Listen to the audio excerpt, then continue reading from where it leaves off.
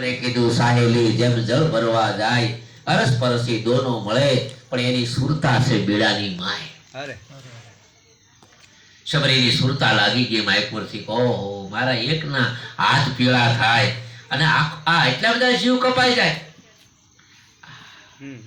હવે ધીમે ધીમે ધીમે સમય રાત્રિનું 12 વાગ્યા. આખો પરિવાર સૂઈ ગયો એટલે વિચાર કર્યો બધાને પગે લાગી પ્રારબ્ધને લઈ અને મારું જે થવાનું થાય. રાત્રિના સમયે શબરીએ પોતાનું ઘર 12 વાગે મૂક્યું છે રાત્રે.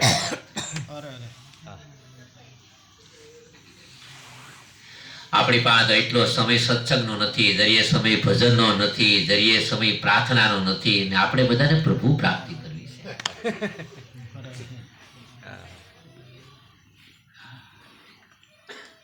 प्रभु प्राप्ति तो जान कर गुरु का जान कर और सब बात है झूठी. तीर्थ कर व्रत कर योग कर उपवास कर वो बाता सब है झूठी. कहे कन्हाई रामदास का बालका सत्य एक राम भजन अन और सब बात है झूठी. निकली गई नाथी. हालता हालता कई विचार नहीं कर्यो मारू शू थाय. हिंसक प्राणियों पोतानी युवान अवस्था से पोते कुमारिका छे અને માંથી નીકળ્યા. પ્રભાત થવાનો જ્યાં સમયનો છો તો જંગલની માયકોર ગંડકીના તટ માથે એક મતંગ ઋષિનો આશ્રમ જોયો. મહાત્માજીની વૃદ્ધાવસ્થા હતી. આમે જગત માત્ર સંસારીનો નિયમ છે. મહાત્મા જેટલા વૃદ્ધ હોય ને એટલો સાધકને ભરોસો વધારે બે. હરેક તમામ સાધકને એવો નિયમ જ હોય કે જેટલું સાધુ વૃદ્ધ હોય અને રસોઈયો જેટલો જવાન હોય. આ બે નિયમ છે ભક્તિના માર્ગમાં. સાધુ આપણે વૃદ્ધ મળવા જોઈએ. પછી રસોઈયો પછી 80 વર્ષનો હોય કપ થઈ ગયો ખો ખો થતું હોય થોડુંક બાય ને થોડુંક બાય કરી દે પછી રસોઈમાં ન હાલે. રસોઈયો જવાન ગોતવો જોઈએ.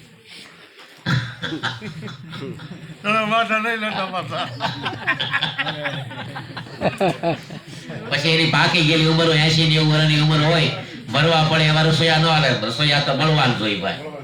કારણ કે એમાં તવી તો આંકવાનો હોય, શીરો બનાવવાનો હોય, માનભોગ બનાવવાનો હોય, દાળ બનાવવાની હોય તો તવી તો કંડોઈ ને બધું હાથમાં હાલવી જોઈએ. તાકાત વાળો રસોઈયો જોઈએ અને સદગુરુ થોડોક પાકી ગયેલો જોઈએ. તમે રસોઈયા છો તો મોટું લગાડતા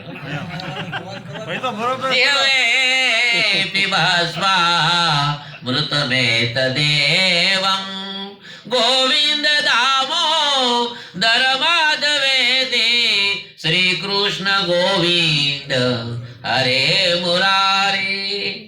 ઘર બાર કુટુંબ પરિવાર એ બધું જ છોડીને શબરી નીકળી ગયા.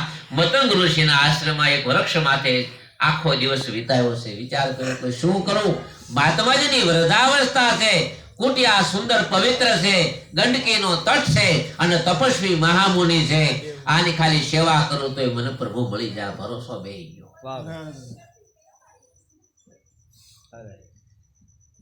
અમારા તો કેટલા લોકો ઘણા કેટલા ગુરુ બદલાવે એનું કઈ નક્કી નહીં.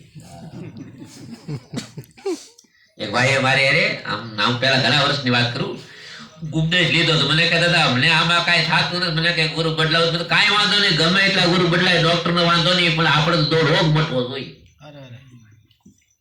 એવા ડોક્ટર તો કઈ પડ્યું ન રહેવાય. ડોક્ટર પછી બદલાવા જોઈએ. એક વાર જઈએ આપણે એ ડોક્ટર પાસે 2 વાર જઈએ 3 વાર જાય પછી તો કાં તો ડોક્ટર છૂટકો કરે કાં તો આપણે નીકળી જવું જોઈએ. પછી કંઠી બાંધ્યા પછી ક્યાંય બીજે ક્યાંય જવું જ નહીં એવું નહીં. દાસીજી 18 ગુરુ કર્યા. સ્વામી વિવેકાનંદે 2 ગુરુ કર્યા. રામકૃષ્ણ પરમહંસ અને તોતાપુરી. નોંધ કરીને વિવેકાનંદ 2 ગુરુ છે. આજે વિદ્યાર્થી જે શિકાંગોંગ બોલ્યા હતા ને એ રામકૃષ્ણ નહોતા બોલ્યા. એ તોતાપુરીની વાણી બોલ્યા હતા. રામકૃષ્ણએ કેવલ સાધના આપી ખાલી ભજન. કારણ કે બ્રહ્મનિષ્ઠ હતા, બ્રહ્મશ્રોત્રી નહોતા. આપણે ભજનદાસ બાપા છે એ બ્રહ્મનિષ્ઠ છે, બ્રહ્મશ્રોત્રી નથી. એટલે કોઈને શિષ્ય નથી બનાવ્યા, કોઈને કઈ સત્સંગ નથી આપ્યો. સત્સંગ વાળાની કોઈ વાત બાપુએ નથી કરી. મસ્તરામ બાપુ મહાપુરુષ હતા. સુવિચાર સુવિચારના તમનસા સત્વાપતિ 6ઠી ભૂમિકામાં ઠેઠ પહોંચી ગયેલા મહાપુરુષ હતા મસ્તરામ બાપુ ભાવનગરમાં. પણ એને કોઈને શિષ્ય નથી બનાવ્યો કારણ કે મૌન હતા. અને બધાને ન ખબર પડે તો પક્ષી કોઈથી 1 પાંખ વાળું ઉડી કે નહીં, 2 પાંખ જોઈ. સદગુરુ પણ 2 પાંખ વાળા એક તો અનુભવ હોવો જોઈએ અને બધા શાસ્ત્રનું જ્ઞાન હોવું જોઈએ. એક શાસ્ત્રનું નહીં, જ્યાં સુધી શાસ્ત્ર બન્યું ત્યાં સુધી જ્ઞાન હોવું જોઈએ. બે પાંખ વાળા, એક પાંખ વાળા નહીં. તો આ શબરીને મતંગ ઋષિનો આશ્રમ જોયો. આશ્રમ જોઈને પોતાનું હૃદય શાંત થઈ ગયું. સુપી સુપી સેવા કરે, રાત્રિના સમયે જાય, આશ્રમને વાળી નાખે, સફાઈ કામ કરી નાખે, ગુજારી કામ કરી નાખે, જલ પાત્ર ભરી લે. ધન ગણતા પછી માસ ગયા, પછી વર્ષે આતર્યા, સુરત વિસરી સાઈબા નામે વિચર્યા. સમય જાતા